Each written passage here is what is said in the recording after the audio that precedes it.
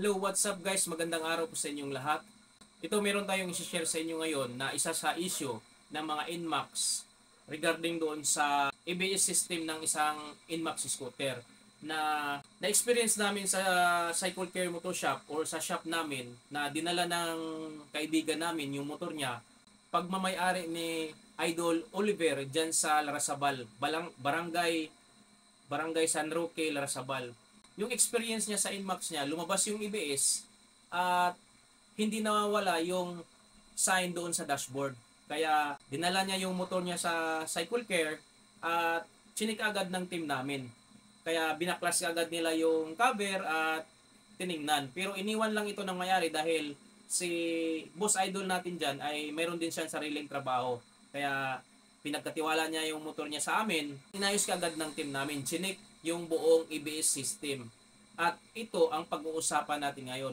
At ito ang nakikita namin nung nabuksan namin yung ABS niya. Yung ABS niya ay pinasok ng brake fluid. At doon nagkaroon ng error at malfunction na lumabas doon sa dashboard ng motor niya.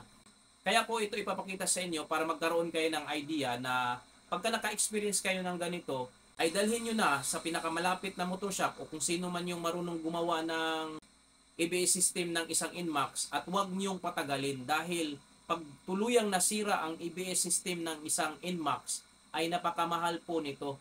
At alam naman natin na ang isang ABS na scooter ay mahalaga sa ating safety. Pagka naka-experience ka doon sa dashboard ng motor mo na lumabas na yung sign ng ABS at hindi nawawala or nag-check engine na, pwede nyo kaming i-message or tanungin doon sa page namin. Kaya guys, wag na wag niyong patagalin iyan. Pagka halimbawang meron kayo na experience hanggat maagapan pa natin, hanggat kaya pa nating i-repair ng team natin, dalhin nyo na kaagad sa shop. Dahil meron din akong dalawang kakilala na NMAX users din, hindi na naagapan yung kanilang ABS system. Hanggang sa ang ginawa nila ay pina-convert na nila yung motor nila into non-ABS. Yun kasing ABS, napaka-importante at napaka-mahalaga yun sa atin sa rider dahil yun ay safety sa mga rider.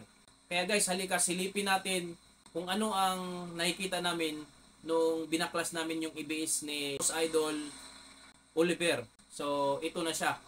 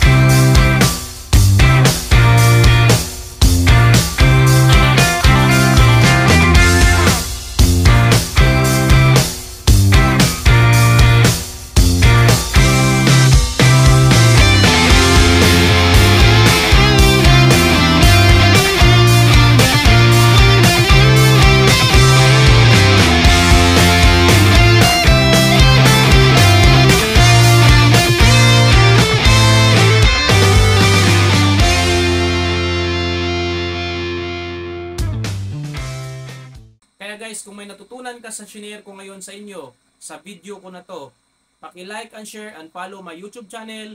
Subscribe na rin yung YouTube channel natin, Just Delay, and hit the notification bell para lagi kayong updated sa tuwing ako may i-upload na video. See you next time. Brum brum. Bye!